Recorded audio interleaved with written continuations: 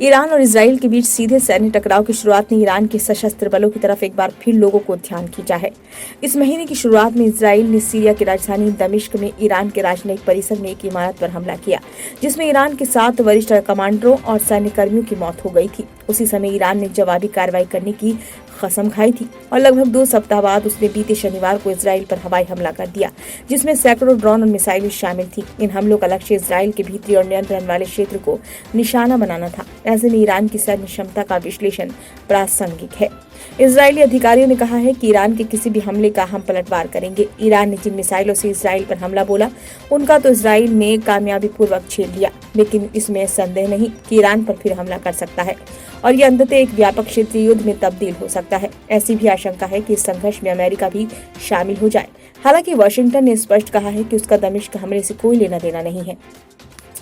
विश्लेषकों का कहना है कि ईरान के विरोधी अमेरिका और इजराइल तेहरान के जटिल सैन्य तंत्र से उलझना नहीं चाहते हैं, इसलिए दशकों से वे ईरान पर सीधे हमला करने से बचते रहे हैं।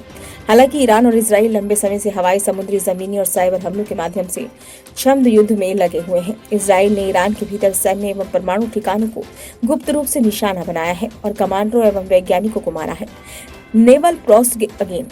नेवल पोस्ट ग्रेजुएट स्कूल में राष्ट्रीय सुरक्षा मामलों के एसोसिएट प्रोफेसर और ईरानी सेना के विशेषज्ञ अफशौन ओस्तोवर ने बताया कि ईरान पर हमला नहीं करने का कारण ये नहीं है कि उसके विरोधी उससे डरते हैं, बल्कि उन्हें पता है कि ईरान के खिलाफ कोई भी युद्ध बेहतर गंभीर होगा।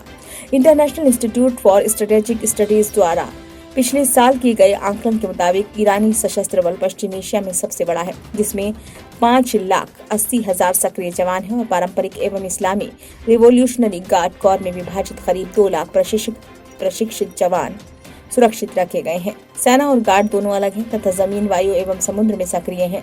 गार्ड ईरान की सीमा सुरक्षा के लिए जिम्मेदार हैं, लेकिन वे कुद्दूस बल का भी संचालन करते हैं, जो पूरे पश्चिम एशिया में छद्म लड़ाकू गुटों के नेटवर्क को हथियार, प्रशिक्षण एवं समर्थन देने वाली विशिष्ट इकाई है। इन लड़ाकू गुटों में लेबनान के हिजबुल्लाह, यमन का हूती, सीरिया, इराक के विद्रोही हमास और गाजा के फलस्तीन इस्लामी जिहाद शामिल हैं। भले ही छद्म लड़ाकू गुटों को ईरान की सेना में नहीं गिना जाता, पर विश्लेषक कहते हैं कि उन्हें क्षेत्रीय सहयोगी बल माना जाता है, जो हमेशा लड़ाई के लिए तैयार, भारी हथियारों से लैस और वैचारिक रूप से ईरान के प्रति वफादार हैं, जो उसकी तरफ से लड़ने के लिए आ सकते हैं।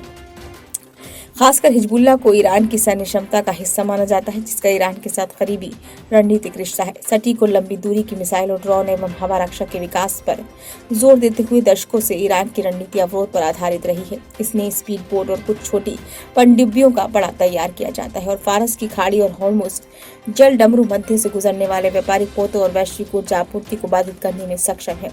ओस्तोवर कहते हैं कि ईरान के पास पश्चिम एशिया में बैलिस्टिक मिसाइल और ड्रोन का विशाल भंडार है। इसमें 2000 किलोमीटर से ज्यादा दूरी तक मार करने वाली बैलिस्टिक मिसाइलें के साथ ही क्रूज मिसाइलें एवं एंटीशिप मिसाइलें भी हैं। वो इजराइल सहित पश्चिम एशिया के किसी भी देश को निशाना बना सकता है। विशेषज्ञों के मुताबिक हाल के वर्षों में तेहरान ने लगभग 1200 से 1550 मील की दूरी तक मार करने, रडार से बचने में सक्षम ड्रोन का बेड़ा तैयार किया है। ईरान ने अपनी मिसाइलों और ड्रोन को छिपाया नहीं है, बल्कि सैन्य परेडों में प्रदर्शित किया है, क्योंकि वह ड्रोन का बड़ा निर्यातक बनना चाहता है।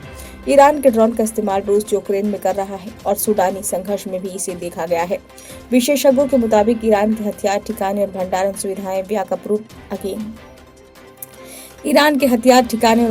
सुविधाएं व्यापक रूप से फैली हुई हैं और उन्हें हवाई हमलों से नष्ट करना मुश्किल है। अंतर्राष्ट्रीय प्रतिबंधों के चलते ईरान टैंकों, लड़ाकू जेट जैसे उच्च तकनीक वाले हथियारों और विदेशी सैन्य उपकरणों का आयात नहीं कर सकता। 1980 के दशक में इराक के साथ 8 साल चले युद्ध के दौरान कुछ ही देशों ने ईरान को हथियार बेचने की इच्छा जताई थी।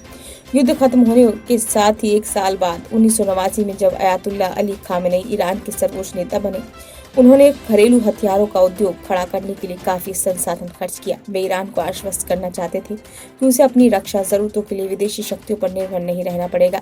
आज ईरान घरेलू स्तर पर बड़ी मात्रा में मिसाइलों और ड्रोनों का निर्माण करता है और उसने रक्षा उत्पादन को प्राथमिकता दी है।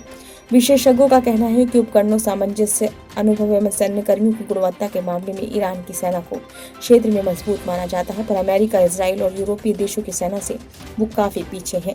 ईरान की सबसे बड़ी कमजोरी उसकी वायुसेना है। ईरान के ज्यादातर विमान पुराने हैं और उनमें से कई जरूरी कलपुर्जों के अभाव में निष्क्रिय हैं। विशेषज्ञ बताते हैं कि 1990 के दशक में उसने रूस से एक छोटा बेड़ा भी खरीदा था। ईरान के टैंक और बख्तरबंद वाहन पुराने हैं और देश में केवल कुछ बड़े नौसैनिक जहाज हैं। वरिष्ठ सैन्य अधिकारियों की हत्याओं से ईरान के क्षेत्रीय अभियानों पर असर पड़ना लाजमी है, क्योंकि उन्हें वर्षों का अनुभव था और सहयोगी लड़ाकू गुटों के प्रमुखों से उनके रिश्ते थे। लेकिन विशेषज्ञों के मुताबिक ईरान के सशस्त्र बलों को कमांड करने की श्रृंखला बरकरार है।